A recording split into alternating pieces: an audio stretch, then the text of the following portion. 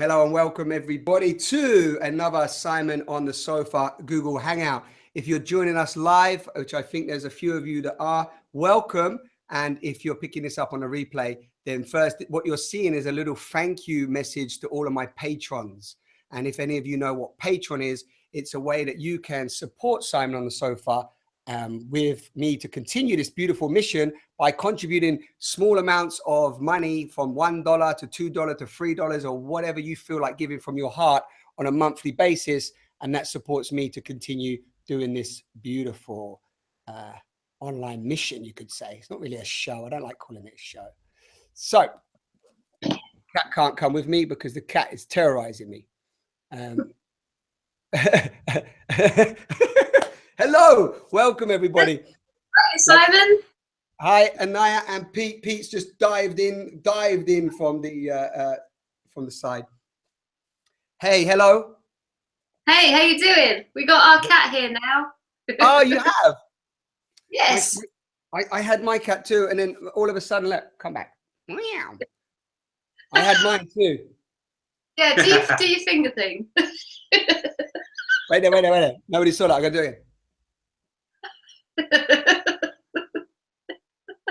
We're here to transform consciousness. Stick with us. Simon on the Sofa. It's not my cat, but look, for all you cat lovers out there, I know you love cats. Facebook loves cats. Social media loves cats. Yeah. Look, take a screen grab of me and share it online. Okay, so welcome, beautiful people. Whenever I'm with Anaiya, and Pete, this is beautiful to meet you, but whenever I'm with Anaiya, we end up being stupid. So for all the viewers out there, you just like go with the flow of this crazy conversation. We have no clue where it's going to go to. But one thing I want to just say, I want to do a little introduction for those that have just maybe come to this conversation for the first time.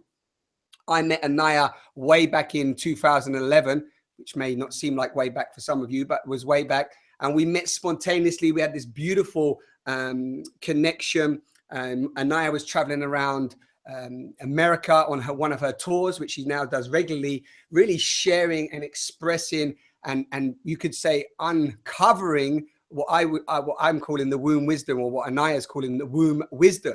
Now, since that time, she's evolved, she's changed, she's done lots of different things. She's still doing womb wisdom, but I really been wanting to catch up with her for quite some time and have another Simon on the Sofa. And now she's with her beautiful, beloved Pete Wilson. And it's really lovely, as some of you know, for a while, I've wanted to just change the dynamics of just one-on-one conversations, but bring in 2 or 3 people. So it's really lovely to have Pete with us today as well. And we're going to be showing up very transparently as always. I know Anaiya and Pete may have some things they want to share. But one of the things I want to put out there to both Anaiya and Pete, to you two beautiful people, is that at the moment, I've got a real, even more burning for transparency. It's like, for me, transparency is something that I hear a lot of people talking about.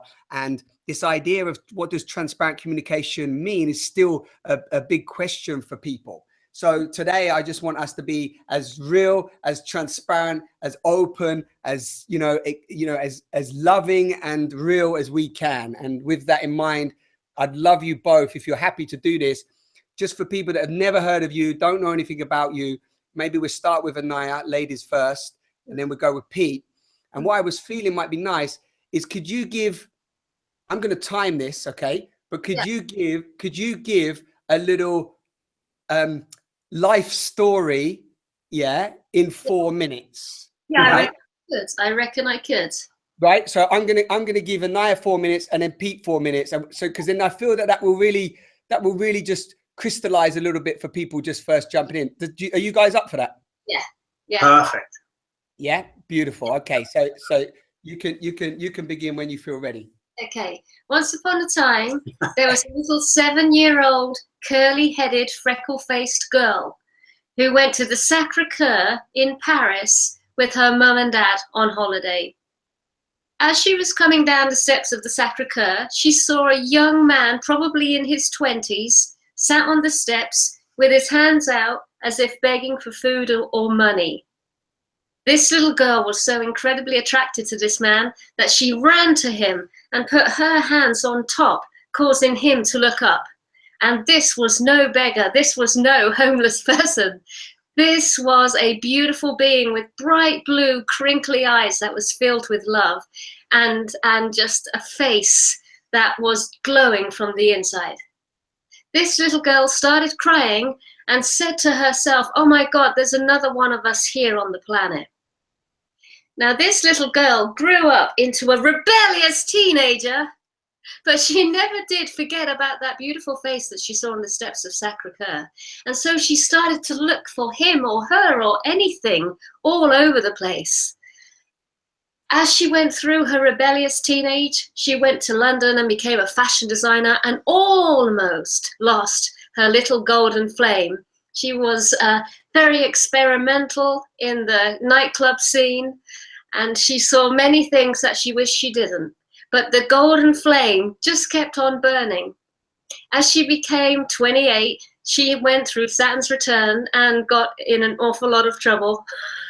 And then she started to go to yoga classes to try and find more of her golden flame again, which she beautifully found quite quickly into the process. This reminded her yet again of those beautiful bright blue eyes. And so she started seeking in the spiritual community. And of course, that's quite easy to find someone with bright blue eyes in the spiritual community. But then she met someone with dark brown eyes. And there was a choice point. Shall I go with the one with the dark brown eyes or the one with the blue eyes? And she said to herself, if I don't go with the one with the dark eyes first, I'll always regret it. So she chose to go with the one with the dark brown eyes, and sure enough, she went on a dark brown journey. And she got married, and then she swiftly got divorced. And then she remembered, next time, choose the one with the bright blue eyes. And so she did. But during that time with the one with the dark brown eyes, she had to go to hell and back many times. And that is how she got her golden maturity. And now she can sit on the steps of her own Sacré-Cœur and look like the way that man did. The end. Wow. You know what, you just, thank you so much. You know, you just did that under 4 minutes. You're just coming in. Amazing. Yes. Beautiful story. Thank you so much. Okay, beautiful. It's story time today on Simon on the Sofa. We're going to move on to beautiful Pete Wilson. Greetings, Pete. Yeah, hi, Simon. Wow, where to start? I suppose classical beginnings in an all-boys school, Catholic run. And that set a scene for sexuality later on, getting clean and getting truthful. I then went from there, joined the Grenadier Guards of so 14 years in infantry in the British Army. Grenadier Guards are known for their Buckingham Palace stuff, but also towards Northern Ireland and First Gulf War. So a lot going on there, a lot of developmental stuff, a lot of appearance stuff, a lot of outside structure, disguising an inner chaos. From there, left the army. At that point, I was married to a Swedish woman. So I moved to Sweden for 15 years, 2 children. Not quite such a rapid divorce. So in that time in Sweden, I started with some friends, an indoor climbing gym. Another apparently a masculine environment, but a wonderful look at motivational forces for people, from kids to adults, women, men, all kinds of stuff going on there. Eventually left Stockholm, moved to Copenhagen in Denmark, spent a further 5 years in Denmark. Firstly, running a small retreat center in the center of the city. And then lastly, living in a conscious collective inside a community, running a retreat center, residential retreat center. So that would have been yoga retreats, mindfulness, silent retreats, Kundalini yoga trainings, all kinds of stuff like that. So living as a core part of a family, holding the space for a variety of different external events and festivals. And then everything changed very rapidly when I suddenly got some time and some money and thought I might visit my old friend who I'd never actually met, but Facebook friend for a couple of years. We'd kind of seen each other's work, but never actually met. So I came ready for 10 days walking in the foothills of the Pyrenees and never left again. Literally. We only had a couple of days, so I spent most of the time on my own walking the foothills. Amazing, amazing, beautiful, really clear, feminine part of the world, and a little oasis in Europe. Not so many people, depopulating, wonderful. But I did try to leave my time, go back to Denmark with my train ticket, but in the end I couldn't, because I got an email sitting on the floor saying, you know, the next retreat's cancelled, you don't need to come back. But I didn't have any money. So I phoned Madam up here, said, is it all right if I come back? And she said, yeah, come. The only thing is I had to walk 50 kilometers overnight in the rain, in a storm, carrying all the stuff to get back. So, you know, summary, my world has been very masculine.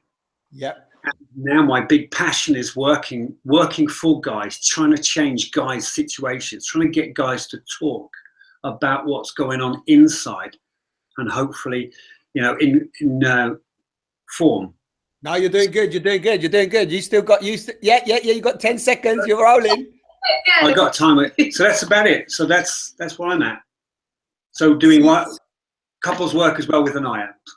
Yeah, and Anaiya's still trying to control you with the old time. Yeah, but I still got 30 seconds. You had 10 seconds. Well, yeah, you did so. Thank you so much. You know, I do this little exercise on the retreats as well sometimes, and some of the workshops, and it's really lovely. I love how you both did it so uniquely, and it's amazing what you can actually share in just 4 minutes, right?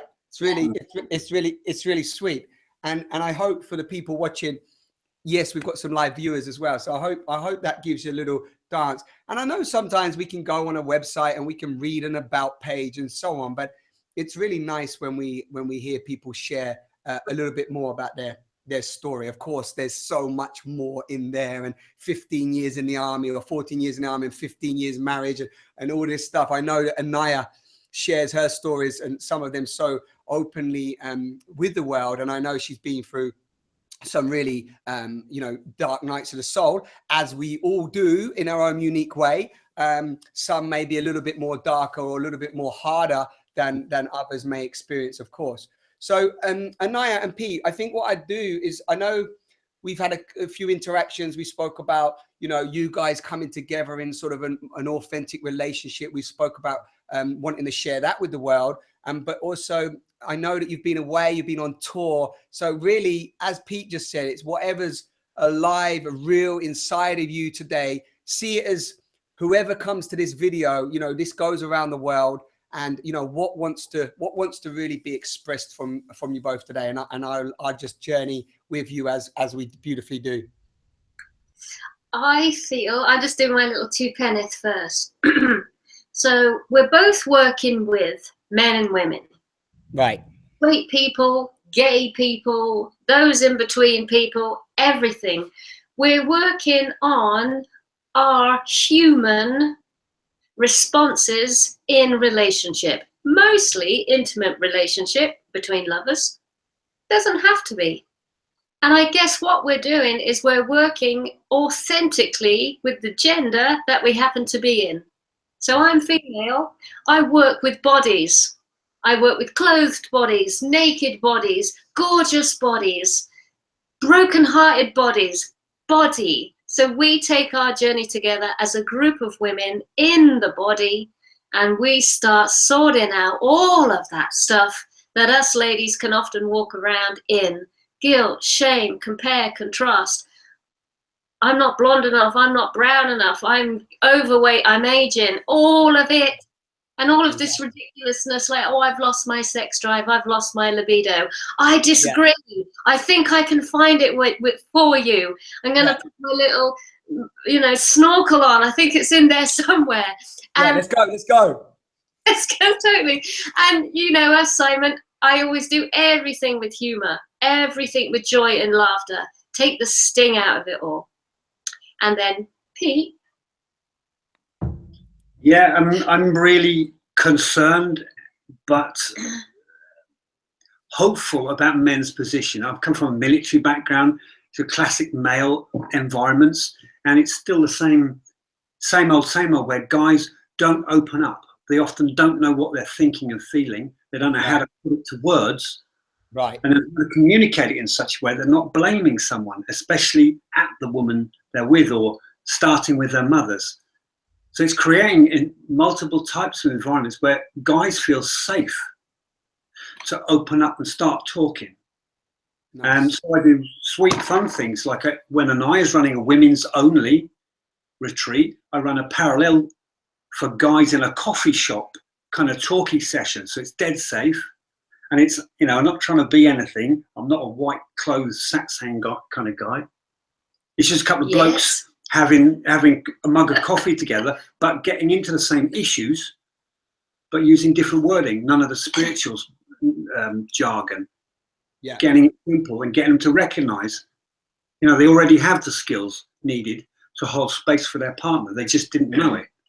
So that's my kind of angle. And if I could say one more thing, Simon, then we come together. Then we bring everyone together.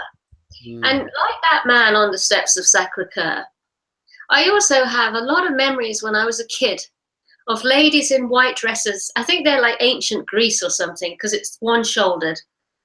And these beautiful ladies in white dresses would bring the men into the temple and take the war out of them. And the whole thing is very vague. What were they doing? A lot of people jump to the conclusion, oh, they're sacred prostitutes. They were making love with them in a holy way. Maybe, maybe not. Who cares? They took the war out of men. Before those beautiful men went back to their families and kids, and the whole society worked incredibly well. And I am doing my utmost to bring that back out into reality again. So we actually did it in Portland. We actually brought the men in. Now the ladies are in a state of mostly undress, but the whole thing is extremely elegant.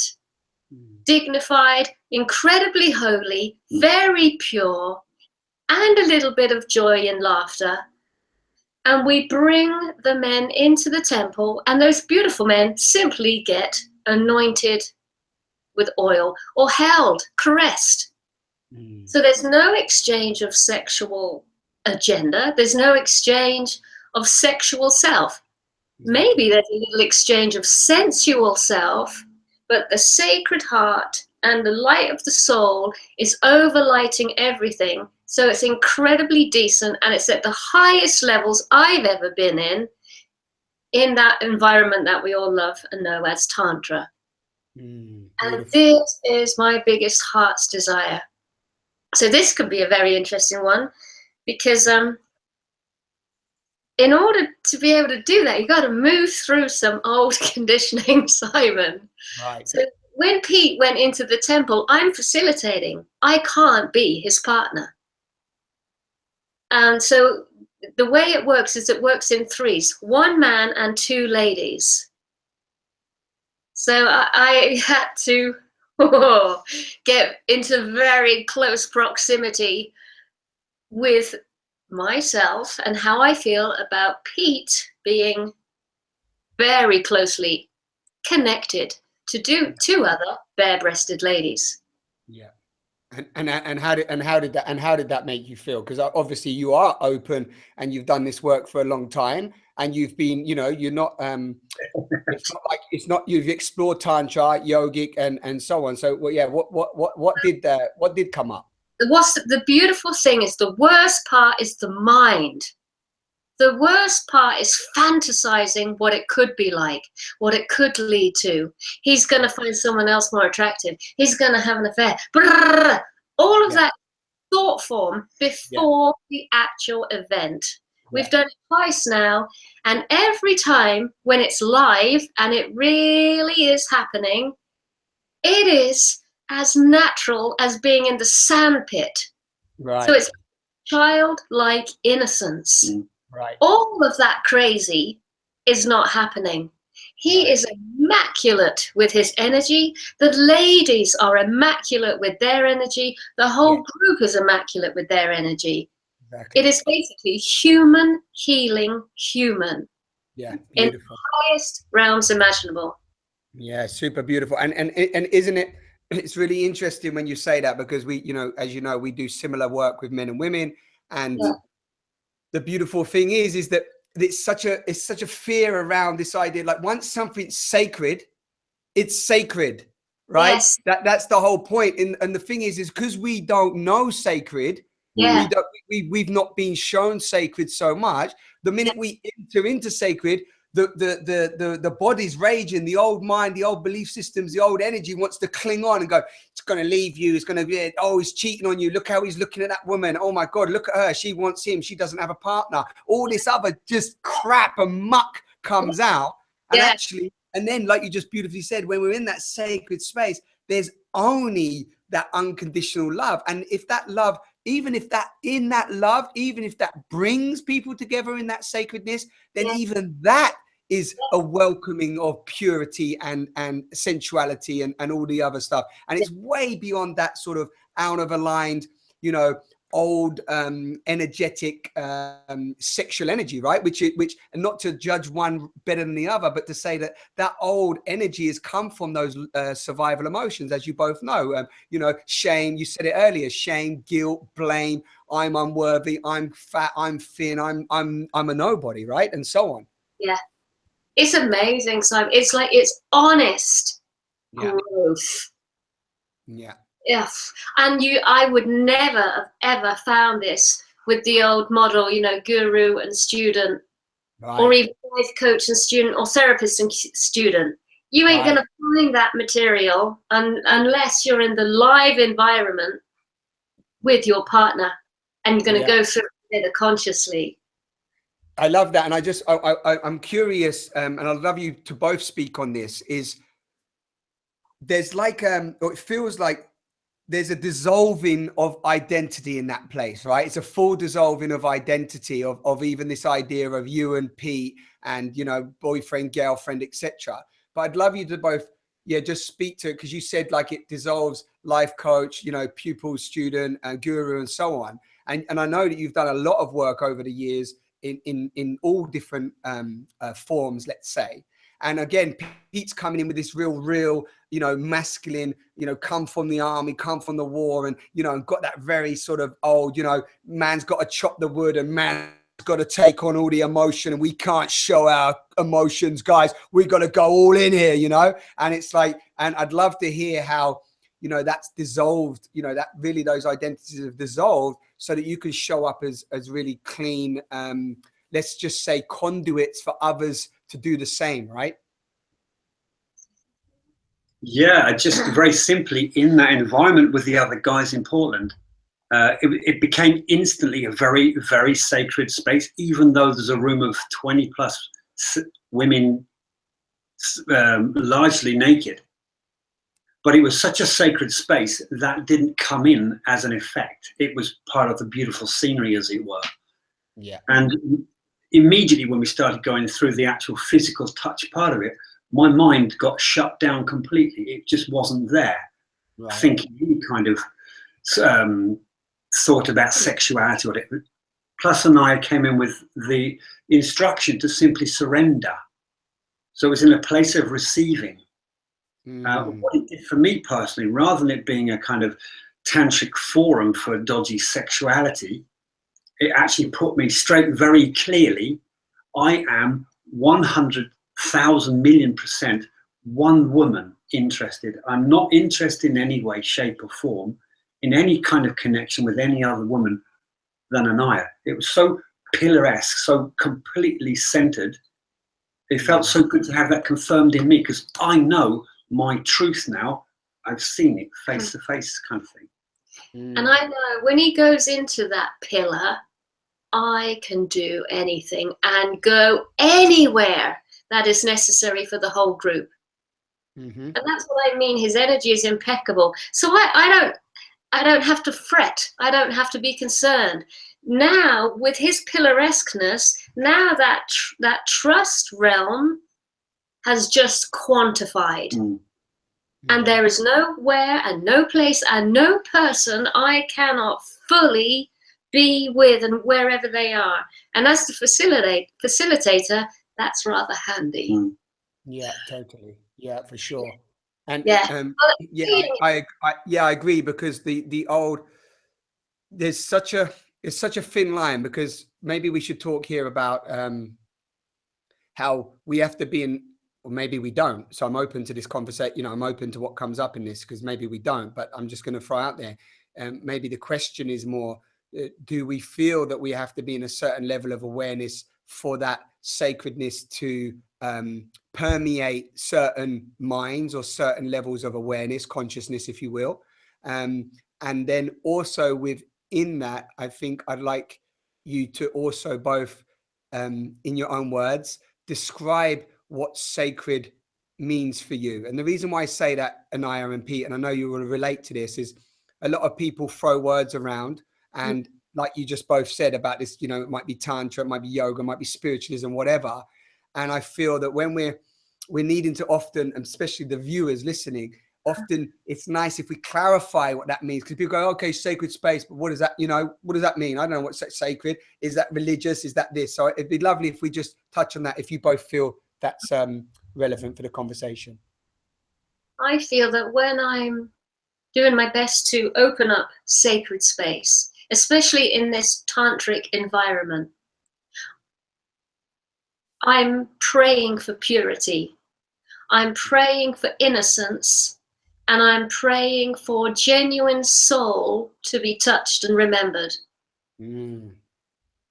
To me, that is what makes sacred space. I've turned up so many times in tantric circles, and it's been completely dodgy, and no one has said anything. You know, I often call it the elephant in the room. Can you see the elephant in the room? They're like, no, what elephant?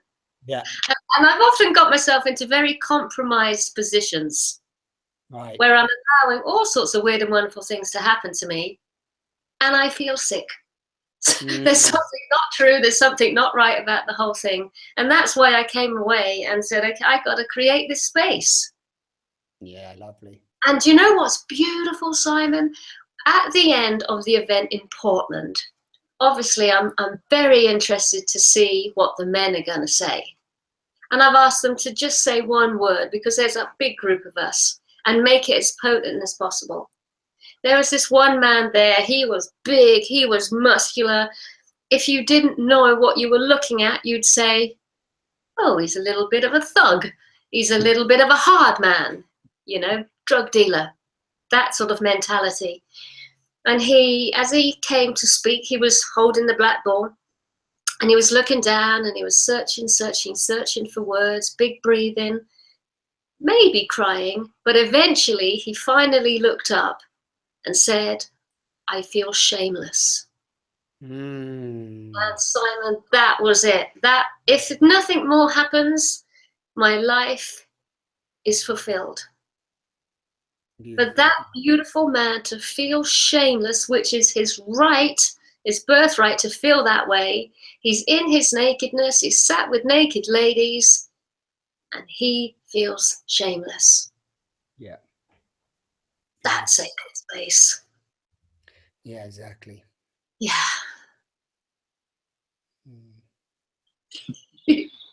Well, I'm from the opposite extreme. I'm from the no bullshit school of spirituality, which is not dressing anything up as anything else. And especially considering I'm interested in guys. They're not interested in the babble. They want to know what's going on here, how to relate directly to it, and how to use it in their lives in relationships out of that room. So if I'm talking about what is spirituality, what is sacred space, it's bringing them to a direct experience of that there's something special in this place, which is about them, really. It's what they're feeling. It's nothing about physical structure. It's what. So, for example, I would very often use things like love. Have you ever experienced love? Yes, of course I have. Yeah. Do you have children? That kind of love. Yeah, I've experienced it. Can you recall how that feels? Close your eyes. Where do you feel it in the body? Can you feel it? Yeah. is that child here? No. Can you feel it anyway? Yes. That is the very edge of where I'm trying to get, or we're trying to get to, which is the mystery, the edge of the mystery, Gnostic understanding, where the words stop and you can still feel that there's more. Breathe that. That is where we start. That's...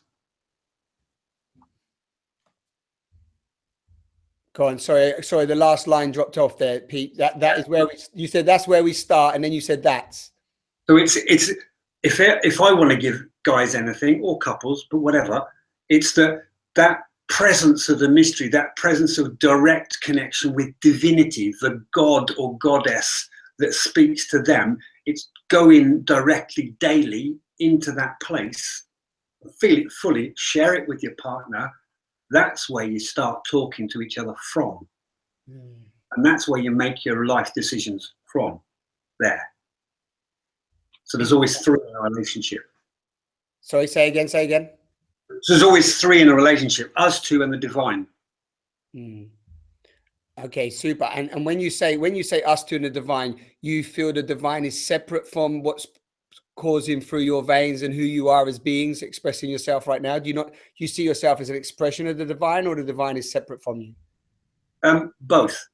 As in, at the moment, I'm talking from a human perspective, but as soon as I invite divinity in, then there is an extra intelligence in the moment that is there, wanting our good, but wanting us to come to our deepest truth. And that can cause a few dust-ups, as it should do. Yeah, I have. Yeah, I've been pondering this same sense, really, and I'm just in this moment, as you said that, I'm coming to this place where I'm not sure there is a human experience. Just throwing that out there, meaning that I'm just feeling there's just this divine experience, and that we've disconnected ourselves from that by saying there's a human experience. You know, and I'm just throwing that out there, because the more that I'm, let's say, you know, because this will sound, again, words are hard, more that I'm connecting to this, what is being termed as the divine, you know, this sense of vastness, this sense of connection to all that is, the intelligence that you just spoke of, that beautiful pure space that you want to come from, you know, that space of your own, you said it lovely, Pete, your own unique god or goddess nature, you know, that sense of that we are gods in the flesh, and that there's nothing outside of ourselves that is anything more than what we are and can experience. And I feel that for me is, I'm me just personally, I'm playing with, you know, there is no human experience, but that's just me. Yeah, good word, Simon. I think there's very clearly human reactions, for example, between a couplage, when things aren't going quite right, there's two human responses, two human egos going on here. But at the point where we remember to bring in divinity, it's possible to take a step back from that, and then that divinity becomes also us. Exactly. We start speaking, connecting from that place, and then all the ego bollocks is just... Yeah.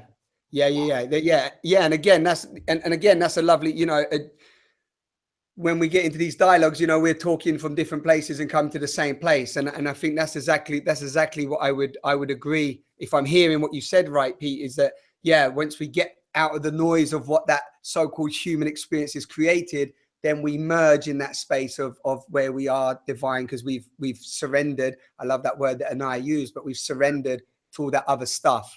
And I feel, and the crazy thing is that other stuff, it's not that it's not good, it's not served us or whatever. It's obviously been part of this experience. But I feel sometimes, okay, you know, I feel like sometimes saying, okay, you've done well, thanks a lot, you've done good, but you're not welcome anymore.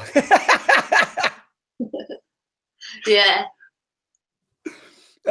So that's my little play with. But let's go into something you said there, Anaiya, maybe, unless there's anything alive in you that you want to continue from that place. There's something you said a moment ago, is you was in these certain circles and not to put down tantra, and it's like tantra's not good, because we know that the essence of everything is at the core divine and beautiful. But we go into these certain circles, and you wanted to create these safe sacred spaces that you're now doing with Pete. And it's so lovely to hear you share your own vulnerability, where even now, after doing many years of this work, you know, those survival emotions or those little bits of jealousy or maybe judgment come in, and you're both dissolving that through your own communication. Yeah. I'd love you to maybe just talk about, for people listening, some of the challenges that women have. Maybe Pete can talk about the men, maybe, and you talk about the women, or feel free to, you know, talk about both sides. For you, I think, and I'd like you to talk about some of the challenges that women go through, because I think if there's other women listening, it'd be lovely to hear your insights on that. Well, for me, it was all connected to my voice. So I would go to these tantric circles, and I'm quite a shy person, strangely enough. And I always hold back when it's time to pick your flipping partner. So, you know, the teacher will say, okay, we need to partner up now for this next exercise. So I would just kind of like be a bit shy and withdraw. And no one picked me because my energy's gone in. Mm-hmm. And so I always end up with someone a little bit non-pickable. And every single time I could feel that, I don't mean to be disrespectful to men, but this has been my experience. It's very difficult, because of course he's going to get pleasure out of the exercise, but it felt like the pleasure that he was receiving was in the lowest of all low chakras. Right. So even when you're loving one another, you're breathing, you're stroking one another, I could feel the icky part of sexuality at play. Right. Of course, you're meant to feel pleasure, but it was that kind of what I would call old man in a raincoat pleasure. Yeah. That means judgmental, but I was a lot younger, much less developed. But the thing is, it wasn't the man's fault, because what I was being invited to was to use the old voice and say, excuse me, that doesn't feel appropriate. Can you stop that? And can you concentrate more on maybe the sides of my body or my arms? Right. But Madam couldn't open her voice because she was afraid to use it for many reasons. I was afraid that if the voice did come out, it would be so angry, I would completely behead him. Yeah. You know, like inappropriate anger. Or that it actually carried no substance whatsoever, and I would be ignored and overpowered. So this was my own internal struggle. And I totally believe, well, I don't believe, I know sexuality and verbal expression is exactly united. This is one game. Love it.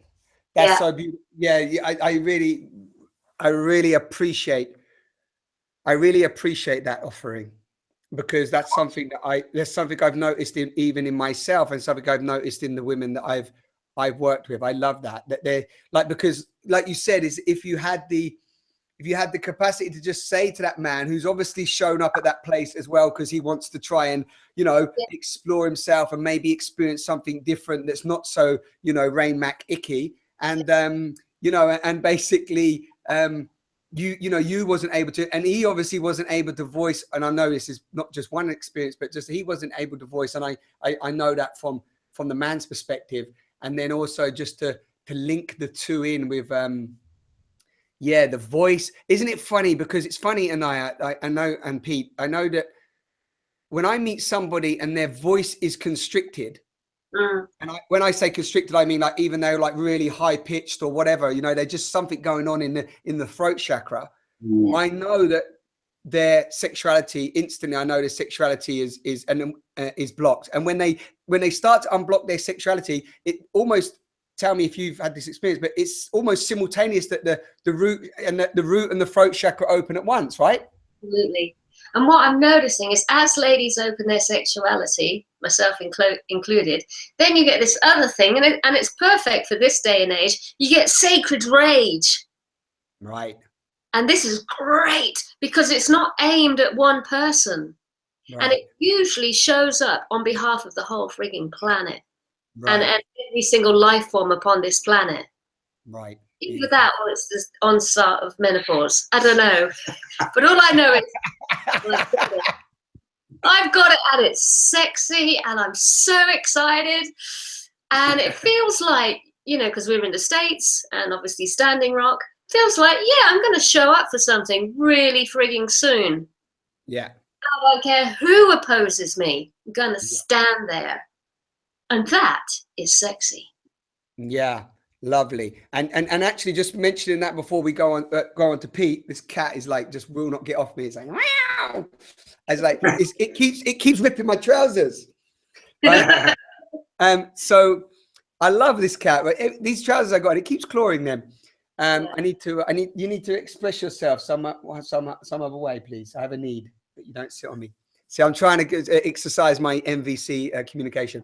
So just before we move on to Pete, I think there's something really lovely when you said, for example, that sacred rage comes, which for women listening, I've worked with some women, and when I get them to scream, when I get them to just roar, like not roar and like the sort of like little roar where they don't really feel they've got permission for it, sort of like, I'm like, no, you know, get that guttural roar out, you know, and cry and roar and rage. They soften and open and their face becomes so beautiful. And when I say so beautiful, it doesn't matter who you are, what build you are, whatever. When you access that place, you become super soft and just wow. If you're watching this and you've experienced this, you know what I mean. If you haven't, try to experience it, because it's one of those things that you have to witness. But the reason why you said Standing Rock is I'd love to hear what you say, Anaiya, just to a little bit on this, is that when a woman goes into this place and accesses that place and that sacred rage and, you know, unblocks the throat, the voice and the sexuality. Yeah. Do you feel, I don't want to coerce you into this, that is helping Standing Rock and any other conflict on the planet or anywhere else? Absolutely. Absolutely. It doesn't matter where she is on planet. One more woman has opened and freed herself. Right. And that is where I believe patriarchy aimed most. Throat, womb. Close both those centers down. Right.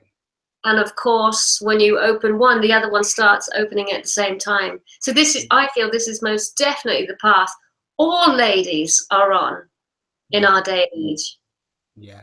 And that brings me into what a number of people have said, you know, that it's a woman that will change the world and I know it's not to exclude the men here, but just, you know, I love supporting women and just being there as vulnerable as I can be, and is like going into, you know, feeling like I have no clue who I am, what I am, and what age I am, and I just love supporting women to speak, to show up. And the funny thing is I love doing it for men. I love getting men to realize that they are here to support women. Which is what Pete, I want you to move on and talk about now in the same bit. And I love seeing a man soften and realize that his role, or in my opinion, his role is to nurture this woman and allow her to open. Whilst she cracks open, she cracks you open. It's like, wow, it's like this beautiful, unison that takes place. It's like, oh, I can serve you. I thought I had to go over here and kill a load of tigers for you. No, you didn't, you know? So Pete, please, just whatever's coming up for you, jump in.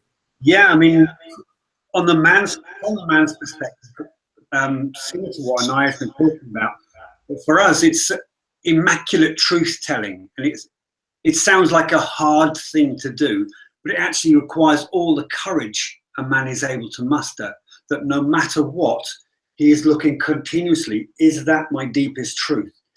Even at the expense or threat of losing the relationship that could possibly save him, the truth telling is more important than that. And controversially, you know, when he does that, he becomes more attractive. Yeah. But Simples. Yeah, but the thing is, it also brings up the ability in that man. If he's being truthful, he starts to see his own self-restricting stories and his own lies that have been sequences of defenses to keep him from being hurt as badly as he was, probably at the hands of his own mother in childhood. And these defenses are getting in the way of a genuine adult to adult connection. But when he hits those places and sees what he's been doing, then of course is literally going to let things go, and having the courage, the balls again, to break down in front of his beloved. Of course, when he genuinely, humbly reaches that place, she's going to love him even more genuinely for having the courage to go there, rather than the old bollocks of maintaining a crumbling facade of the old masculine that nobody believes in any longer anyway.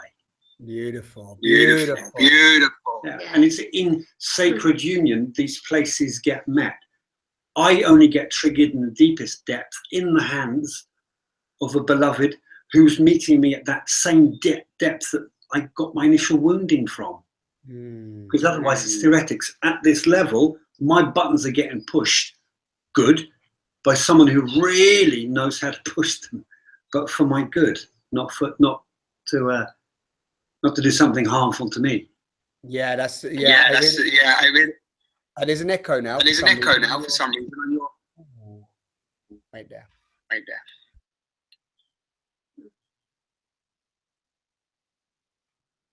Microphone's off. Yeah, do it. Sorry, we got that last bit, but I think Anaiya was going to jump in.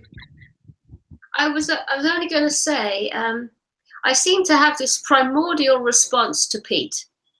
So when Pete is sort of like being skimmyish with the truth, minimizing, sugarcoating, or just blatantly not telling me, sacred rage.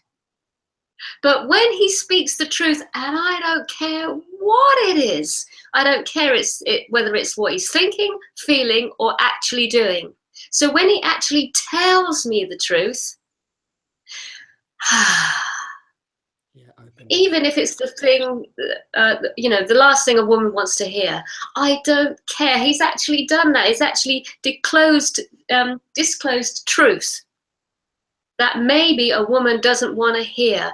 But the moment he reveals truth, the heart is open and I'm with him again. What drives me wild is the attempt to only tell half the truth. And that's what makes me angry. Yeah, and beautiful. And so go on, sorry. I think I really want to say that to the ladies. When the truth comes, we all have been so afraid of truth. When truth is spoken, it's a great big frigging relief. Right. When you're trying to hide things and cover your tracks and backtrack here and shave off there, that's when the relationship goes into crisis, because we can feel it. Yes. You just... Yeah, I can feel it when I'm skimming with truth. I can certainly feel it when he is, and vice versa. Actually, truth is another very sexy thing. It's like, so good. That was the cat. There's lots there, but so much juice. You said exactly what I wanted to say, which was for the women. The women know. Men, if you're watching this, the message I have for you is the women know, dude. Drop it. It's like, stop it. It's, if you're a man watching this talk, and I'm sure I'm guessing Pete might agree with me here, but if you think that you are cunningly getting away with some half truths by a woman, she knows. She knows even if she don't know, she knows. Yeah. I think that's what makes us so freaking irritable, because we can feel something in the field. Yeah, something totally. Not what it appears to be. You're going to get some more power. The thing here is, though, I don't think most guys at this level are deliberately lying. I think what's happening is they're not used to digging deep enough for the real truth, and they're coming up with stuff that sounds plausible, that sounds, even in our circles, spiritually correct, but is actually a half truth, or it's, you know, masking the truth. And when the lady gets angry, brings the sacred rage, she's not saying you're fucking lying. She's saying go deeper than that. Yeah. There's more there. Yes. And our egos come up and say, you're trying to change me again. What she's seeing is there's something more there in the depth, more of you, rather than, you know, learn set of responses, especially in the spiritual world, especially people who would do the classic ascendancy stuff, you know, going all spiritual instead of owning the shit that's starting to float to the surface. No, but that's a really good point you bring up as well. And again, just for the people viewing, you know, you might know this, but if you're new to Simon on the Sofa, is again this idea of that spirituality is over here and something's over here. It's not what I go by. What I go by is that it's all spiritual or it's not. Like, otherwise, was you born into this beautiful experience and you only became spiritual when you read Eckhart Tolle? It's just not true. It can't be like that. I understand that we've separated it and gone spirituals over here because we're more connected maybe to the spirit, to the divine, to the essence of, you know, there's reasons, but ultimately, you know the difference between an enlightened person and an unenlightened person. The enlightened person knows there's no different. Yeah. So it's really like, just to clarify that, I know you sort of said that, Pete, in the same thing, but I know that there's a fire in you, Pete, that you sort of obviously are feeling that divide a little bit in the work that you've been doing and the path you've been on, especially with the men that you're working with. So I just want to bring that too. But I want to just say, Pete, what you just said is really lovely. First of all, I want to acknowledge what you just said, because it's like what you just said is a hidden communication. And if men could know, because the problem is, and I'd love you just to maybe talk a little bit more on this, Pete, the problem is the men, maybe let's go back to the men that me and you were, maybe you when you was in the war, me when I was a criminal, in that sense of like, I speak for myself first, Pete, but you know, sleep with as many women as possible. You know, I'm a man, look at me, you know, I can pull a good woman and I'm going to get her in the bed and give her what for and whatever else, you know, that's sort of like icky, close to, I never had a Mac, but it was still icky, right, Anaiya, right? So the point is, Pete, a lot of men just don't know that a woman's saying, give me more depth. But I'd love, what's your view on that? Well, yeah, part of it's having the presence to be able to genuinely listen, as in, I see still myself defending egoically to something Anaiya is saying, but we're learning ways in which the other listens. For example, if Anaiya can communicate something with less anger, rage is a different thing, anger, but change the way she says it, I will hear it in a different way. So instead of it being an accusation, it could be an invitation, then I don't need to defend against something and I can listen. So it's a two-way street. Same thing. Every time Anaiya experiences that I'm telling the truth, she has a direct experience that I can tell the truth. Therefore, her level of trusting in me rises. I feel her trust in me. Therefore, as a man, I want to bring her more truth, more stability, more surety in my beingness around her. Or is it, you know, it's hand in hand. What works for one tips something in the other. And that's the beautiful journey.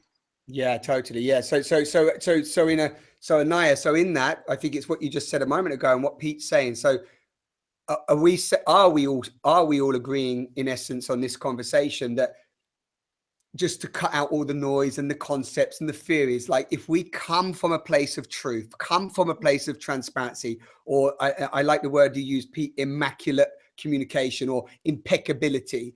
And like you said, Anaiya, being able to get that, you know, just even if it's really hard, just get that voice out. Yeah. Are we saying that in that we find our way in that dance, right? That's how we can like navigate ourselves. Yes. Yeah. Yeah. As opposed to like needing the 7 steps, you know, the 7 steps for a relationship, you know, it's more of a unique dance. Am I right? Yeah. And by immaculate truth telling, guys don't have to remember any story, just tell the truth. So you don't have to get up in tracking which half lies you've been telling. It's so simple, and it's so very easy. Yeah. And it's much more relaxed, you know. Doesn't make it totally easy, because then more stuff comes up, but it's great.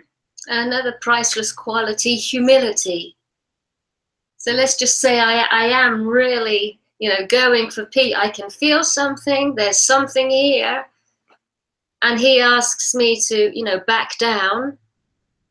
Taking that breath, you know, making a quick prayer on the inside. Beloved Mother, Father, God, help me to find my humility right now. Bring it down a few notches, but not suppression, because the sacred rage, you've got to remember, I've been such a lovely person most of my life, hardly ever doing sacred rage. So now, so I'm not going to suppress this beautiful, powerful quality, but I do recognize, drop it down a few notches, my love. He's got hardly any hair left. But you can't do that unless you want to reach your humility. Yeah. So there's, am I hearing that this is about willingness? And I think from Pete, I'm hearing that from you as well, in the sense of, like, from a man's perspective, it's willingness. And you wrote something actually recently, Pete. I saw you post something as a message to men about, you know, just about, like, not running away from a woman or a partnership. Of course, some partnerships have to end. I understand that. And we come to a growth edge, and that's okay. But I remember you sort of, if this is relevant in this moment, I feel it is, that you mentioned, like, guys, come on, dig in, you know, stay the course. You remember? It's only recently, about a week ago, I think. We call it the back doors. We say to men and women, you know, there's 3 major back doors to stop us from going deeper. So the other one is like wayward sexual energy on another person. So the Rain Mac theory again. So leak in your sexuality in really undercover, icky ways to bolster your own self-esteem. And then another one is the on-off switch. I'm in, I'm out. Let's do this. No, it's over. Let's separate. Let's stay together. No one's going to go anywhere with that kind of energy.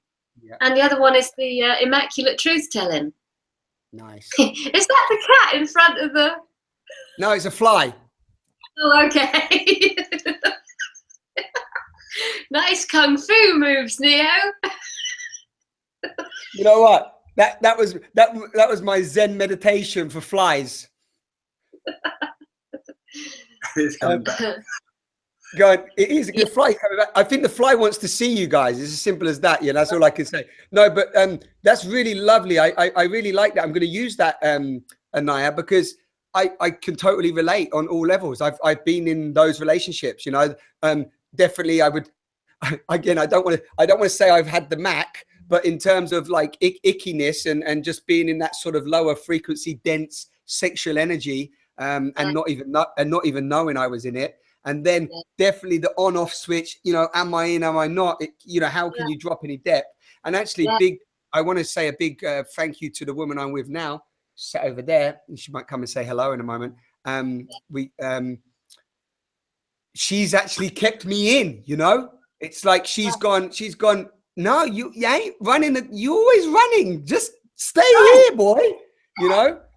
Yeah. And that's actually brought in what Pete's just said, which is the immaculate, more of the, she knows I love transparency, but that's brought in more of the immaculate truth. Like, okay, this is what I'm feeling. This is what's there. Yeah. And you're such an anchor. What? You called me an anchor? She called you an anchor. I can't believe you just called me an anchor live on air. Wait till my ship catches yours, you two, and I'll cast you ashore. I've been a pirate again. But that's what I mean. You can make it all so playful, because all it is conditioning. Yeah. Stuff we've learned, the on-off switch, leaky sexual energy, lying, cheating. Yeah. Make it playful. Grab your anchor. Yeah. Grab your anchor. That's that. I might name our conversation act. Just grab your anchor. All will be well. Yeah. Or stop being an anchor. Yeah. Stop being an anchor. Ah, that's super beautiful. I'm like, you know, these conversations are juicy. I know I got to plug in. Let me plug in. Just talk to the beautiful viewers. Hey, beloved friends, I hope you're enjoying this conversation, because we really are. We really want to invite you to our house in the foothills of the Pyrenees in the south of France, because that's where the real work gets done. Then we can all be anchors together. But you're doing a great job, guys. Keep it going. So yeah, Paul, we want to get you down. One of the reasons Not Paul. Simon Paul. Yeah. SPS. You can call me. You can call me Paul Pete, because then we've got the same capital letter as our names, Paul and Pete. But I wanted to get you to the south of France, especially because we're doing this great thing called Cave to Cave. What we're doing is we're touring for 7 days, sleeping in a new cave every night. And it's all shadow work. Darkness, shadows back of the caves. There's a parallel to, you know, digging deep, finding out there's beauty underneath the places you don't want to go, but you'd love it. Different caves, sleeping in castles, all kinds of stuff. Yeah. That's when you come down. You're doing that with just men, or men and women? So far it's been men, because it's a perfect tool for men. Less talking, more experience. But a lot of the ladies keep saying, I'd love to do that. Yeah. So we're all this summer, we're going to be doing a lot more of both sexes, separate and together, in the caves. You know, makes it cheaper as well. There's no accommodation fees. Yeah, it's always that's always a bonus. No, it sounds very interesting, and we're doing a bit of traveling this year. But yeah, tell me about it, and maybe me and Dara will take a journey to the south of France and come and hang out. It'd be nice just to come and hang out with you guys anyway, and you know, be beautiful. Because what we do, when we see who has turned up or what place they're in, we adapt what we're doing. Some just need to go to the local, you know, the nearest castle and get into that energy. But, you know, the blokes might want to get into the old Knights Templar thing and get into those stories. The ladies into Mary Magdalene. So we very much weave who's there and the constellations between people. Very nice. Very nice. So listen, beautiful people. We've flown through. I never cap these, but you know, we've done an hour. I love where we went and what we did. It's so beautiful. Just maybe as a sort of caveat, is there, you know, for me, you've sort of touched on everything that you're both about right now, which is just this real authentic relationship, showing up for each other and expressing that, which is super beautiful. Is there anything that you feel, that I always like to ask this at the end, is there anything you feel in this moment that you would like to express, or even just take a moment, or if it's not in the head, but is there anything in the body that wants to be communicated while we're here together? And if there's not, that's not a problem, but just checking in. I have two things. To all the couples out there in these authentic relationships, don't bother getting advice from those who are not. Their advice is useless and meaningless. If you want advice, go to other people who know the level of this alchemy and who can really understand the perils and beautiful bliss openings along the way. So that's number one.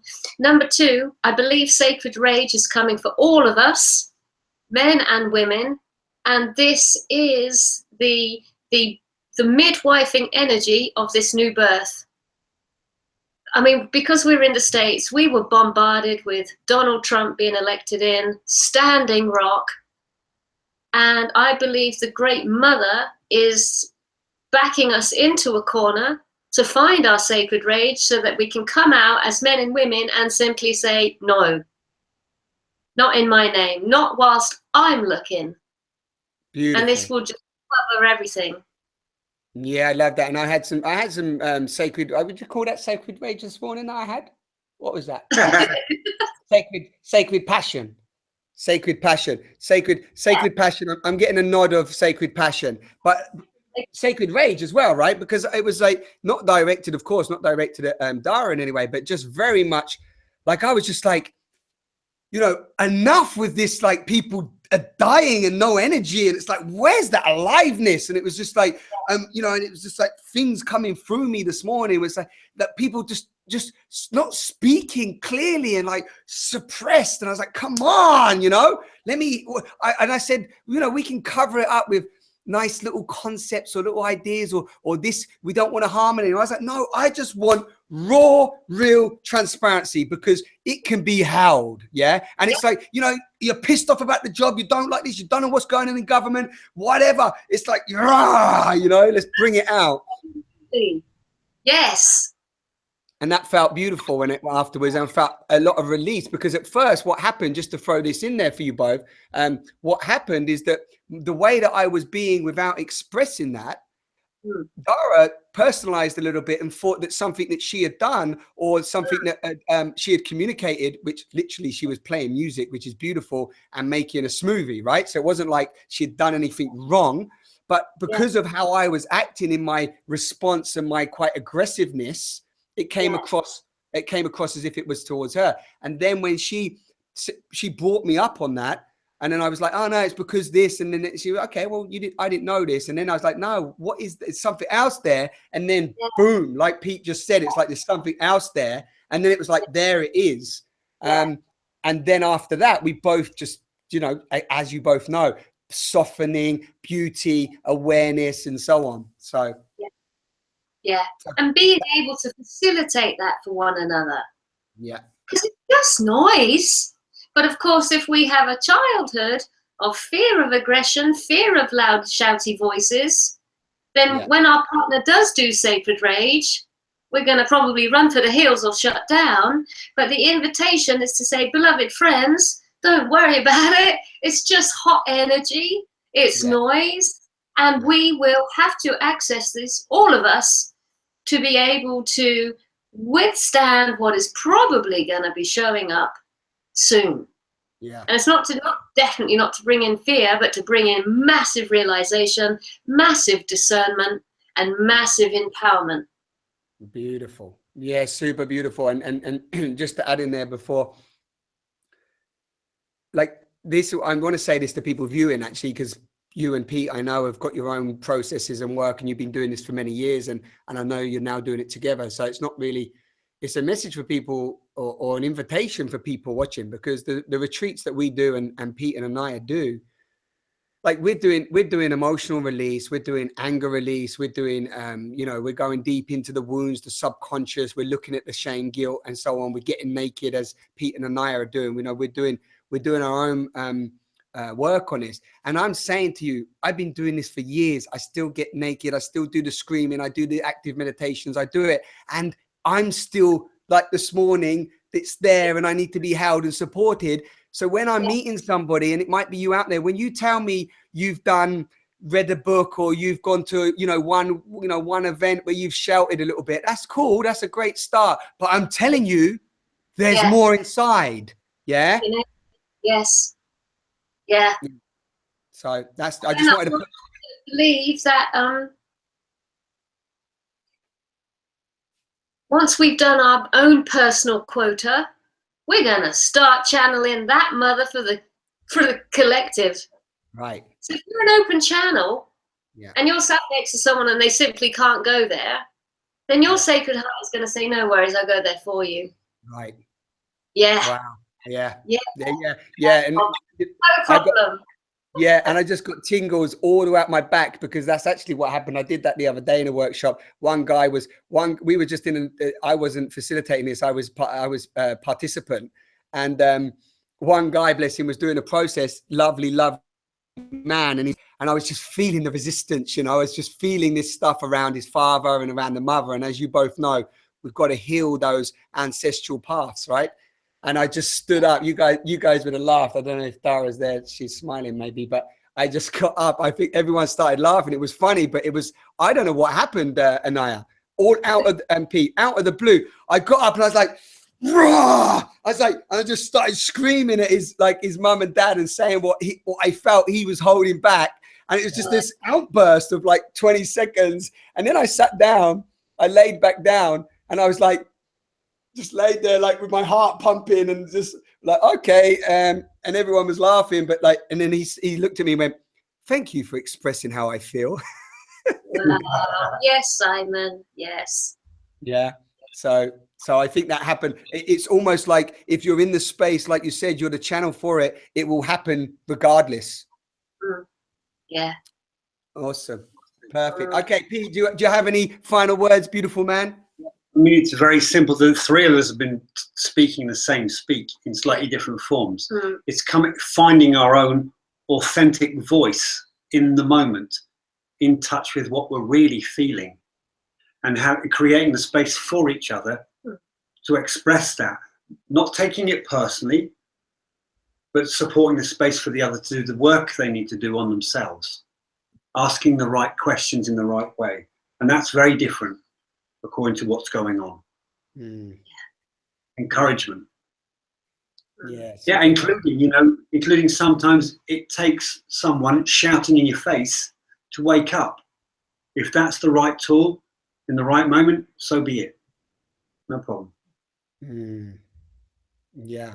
And it's trusting. It's again comes back. You mentioned trust at the beginning, but full circle, it comes back to again trusting. When you said get that human stuff out of the way, let's just call it that for this example, and just trusting the divine, right? Trusting that what wants to come through. Yeah. And knowing that in the moment, this is what I sometimes say to people. They sometimes say to me, but what will I do? Or, they can become codependent on either their teachers or something or whatever. And they say, well, what would I do in that moment? I'm like, listen, if you just show up, if you just trust, you will know what to do in that moment. And that's really key. Yeah. Super beautiful. Okay. So that feels, as you were both speaking, I'm having a little idea. I'm going to put this out there, but I talked to you about this both another time, but and I know you're doing this, but it feels like throughout this coming year, this 2017, I feel more conversations just on this, repeating what we've shared today, whatever, a few thousand people watch this talk. That's great. But this is a message that is really at the forefront right now that we have to keep repeating with consistency, transparency, immaculacy, impeccability. Do this, do the work, Yeah. So I think that it'd be nice, maybe even if we do a little audio piece, because the visuals, and it doesn't always have to be visual, but just we check in again mid-year, have another conversation, see where we're at with it, what's come up, what's been uncovered. Yeah, beautiful. Absolutely. Simon. Yeah. Makes me think of a slight variation which I'm doing with the men's group I'm running online, but encouraging them to make short videos of themselves speaking about what they're feeling. And they don't even need to post it, but just play it back to themselves. And they get used to seeing and hearing a bloke just like them talking their kind of speech. Just getting them used to what are you thinking, feeling, and saying it. Yeah. But they're actually posting as well, encouraging other guys to kind of get in there as well. Yeah, it's very nice. Under the camera. Yeah, and there's always this beauty. The camera has the camera is a witness. So it's lovely, isn't it? Yeah.